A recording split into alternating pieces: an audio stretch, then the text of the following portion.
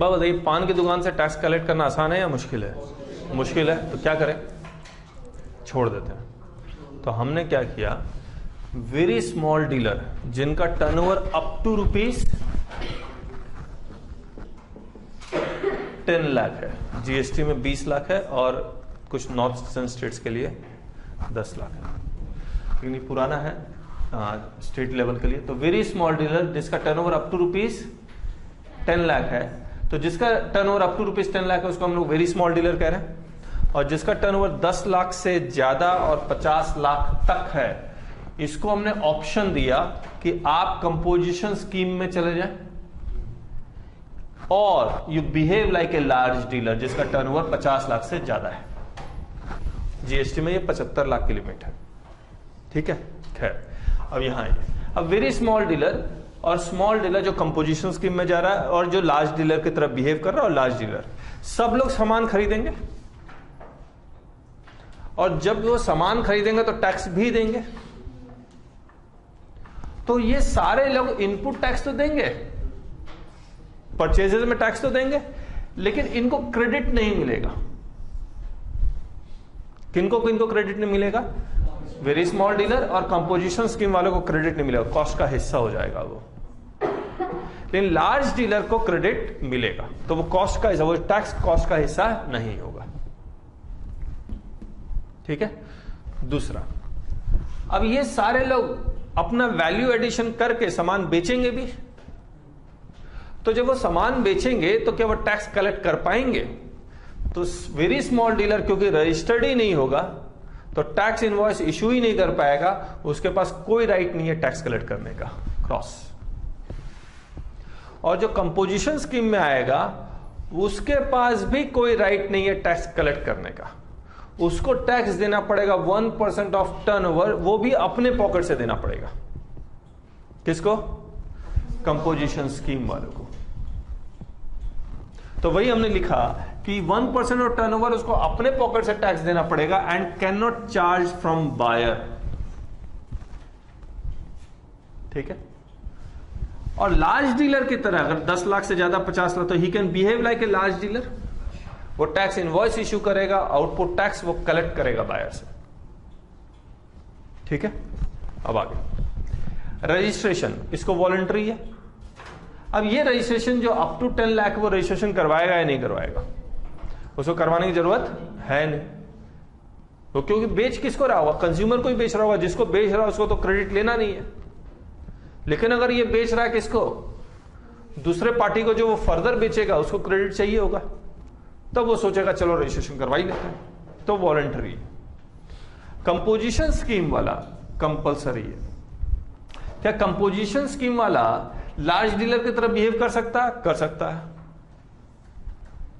ये वाला registration compulsory है, और अगर लार्ज डीलर की तरह है तो वो भी रजिस्ट्रेशन कंपलसरी है। और डिफरेंस ये है कि ये क्रेडिट पास ऑन कर ही नहीं पाएगा, 1% चार्ज, तो 1% उसको अपने पॉकेट से देना पड़ेगा, पास ऑन हो नहीं पाएगा। लेकिन लार्ज डीलर की तरफ बिहेव करेगा तो वो टैक्स चार्ज कर पाएगा। अब कंपोजिशन स्कीम में कौन आएगा?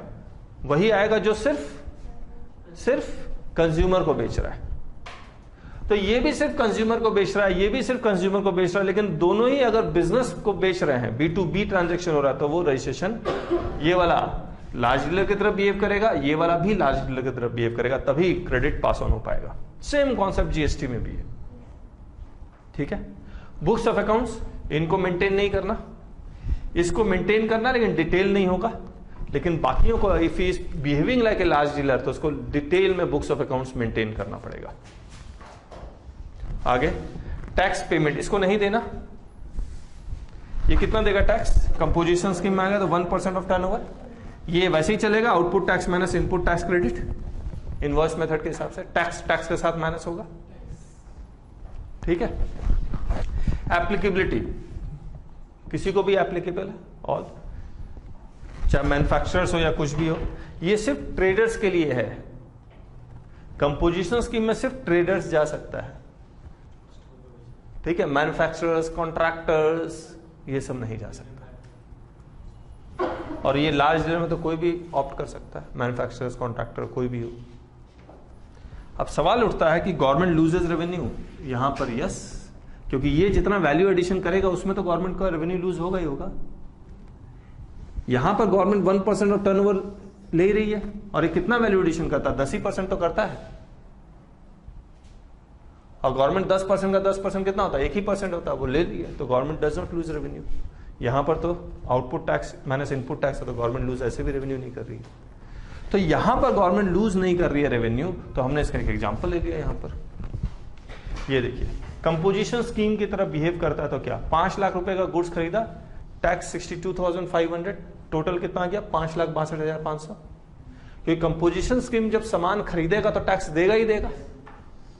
इसके लिए कॉस्ट क्या बन जाएगा 5,62,500, क्योंकि इसका क्रेडिट नहीं मिलेगा उसको। ये अपना 50,000 रुपए का प्रॉफिट ऐड कर दिया, कितना आ गया 6,12,500। अब ये 6,12,500 आया, इसमें कोई टैक्स कलेक्ट नहीं कर पाएगा, 1% टैक्स इसको अपने पॉकेट से देना पड़ेगा। अरे आया, अब ये बोलता नहीं मैं लार्ज डीलर की तरह बिहेव करूंगा,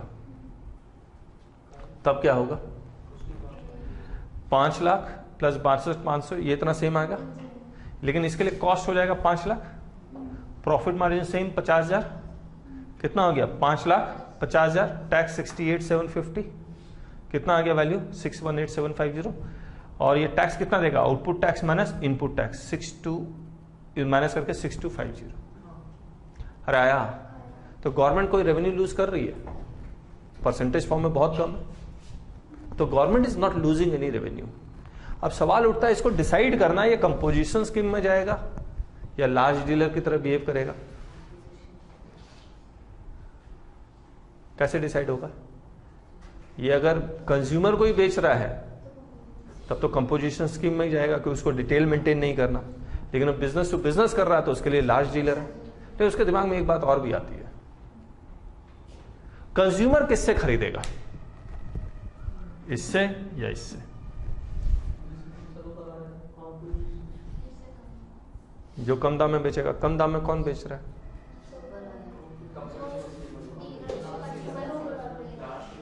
आप क्या अपने क्लाइंट को क्या एडवाइस करोगे, वो तो पूछेगा ना सर कंज्यूमर तो ये मैं लार्ज डीलर की तरह के हो, ये समझ लो कि ये कंपोजिशन डीलर में चला गया, उसके बगल वाली दुकान लार्ज डीलर है, और कंपोजिशन स्कीम में कोई जाता है तो उसके दुकान के बाहर अंदर बाहर इनवॉइस में सब में लिखा होता है मैं कंपोजिशन डीलर हूं। समझ में आ रहा है, ये अलग बेइज्जती करवाती है गवर्नमेंट कंपोजिशन स्कीम लिख लिख के। पता ये आप सोच के देखिए किसके पास जाएगा, प्लीज देखिए दोनों के लिए बात एक ही है, क्योंकि ये 6125 ये अपने पॉकेट से दे रहा है, इसको ऐड करके तब तो वो 50,000 कमाएगा, तो ये इतना ही प्राइस में बेचेगा, तो कंज्यूमर के लिए कोई फर्क नहीं पड़ता यहां या यहां। अरे आया, मुबारक हो। अब सवाल यह भी उठता है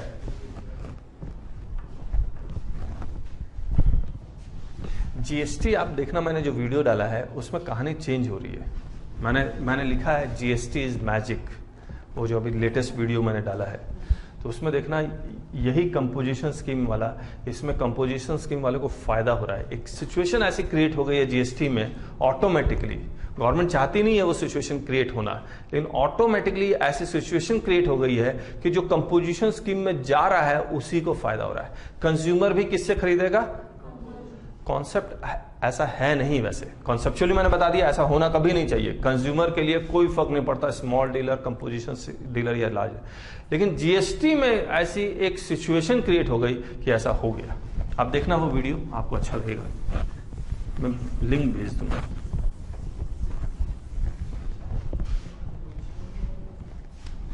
मान लीजिए स्मॉल डीलर है और एक लार्ज डीलर है।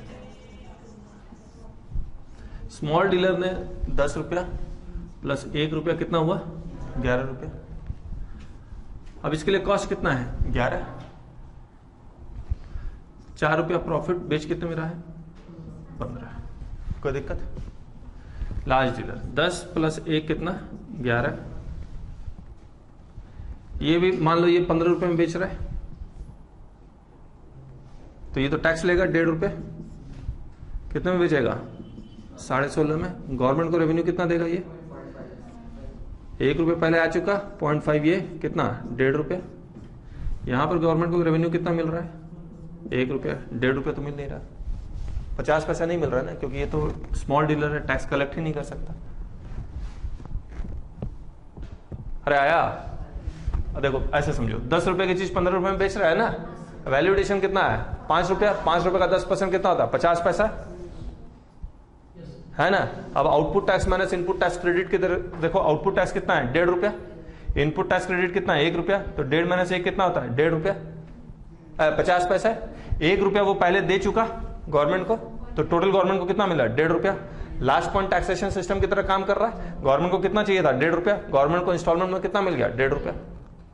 अरे आया? यहां पर क्या हो रहा है? गवर्नमेंट को सिर्फ 1 ही रुपया मिला। मैंने ये कहा था, ये जो स्मॉल डीलर जो वैल्यू एडिशन करेगा, कितना वैल्यू एडिशन किया? 10 रुपए की चीज 15 रुपए में बेच रहा है, 5 रुपए का 10% कितना होता है? 50 पैसा। ये गवर्नमेंट रेवेन्यू लूज कर रही है या नहीं कर रही है? कर रही है। वही तो लिखा मैंने यहां पर, यस। अरे आया? अब एक बात बताओ, एक लार्ज डीलर है, बोलता है मेरा टर्नओवर 50 लाख है, हम लोग 4-5 भाई बहन हैं, सबके नाम पे एक छोटा छोटा दुकान कर देते हैं, कोई सिर्फ कोलगेट बेच रहा है, कोई सिर्फ हल्दी बेच रहा है, कोई कुछ, तो सबका टर्नओवर 10 लाख से कम हो जाएगा और हम लोग स्मॉल डीलर हो जाएंगे और हम लोग 15 रुपए में बेचेंगे, ये 16.5 में बेच रहा होगा, हम सारे कंज्यूमर हमारे पास आएंगे। सही या गलत?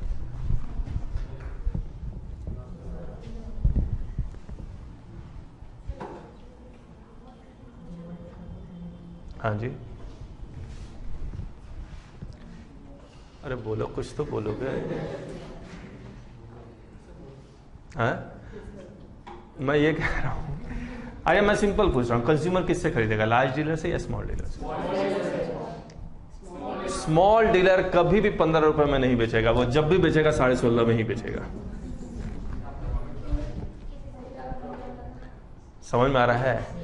ये जब भी बेचेगा 16.5 में ही बेचेगा। आप अब ये है ना, इकोनॉमिक्स है कॉन्सेप्ट, ये टैक्स का एंगल नहीं है। आप अपने घर के अगल बगल की जो शॉप है, उससे जब भी खरीदा है, एमआरपी से कम में बेचा है या एमआरपी में ही बेचा है? एमआरपी में ही बिकता है। तो वो भी पता है कि आप मेरे पास इसीलिए आए हैं क्योंकि आप दूर मार्केट जाना नहीं चाहते, और आप उससे वॉल्यूम में तो डील नहीं करते, वो तो बेचारा है 10 लाख के अंदर अंदर। और लार्ज डीलर क्या वॉल्यूम में डील करता है, तो ये प्रॉफिट, क्योंकि वॉल्यूम में डील नहीं करता, ये 4 रुपया प्रॉफिट नहीं कमाएगा, ये 5.5 रुपया कमाएगा। और ये प्रॉफिट कितना कमा रहा है? 5 रुपये। तो फर्क तो सिर्फ 50 पैसे का ही है। ये 5.5 रुपया कमा रहा है, ये 5 रुपया कमा रहा है। तो अगेन कंज्यूमर को कोई फर्क नहीं पड़ता, गवर्नमेंट को फर्क पड़ता है। कितना?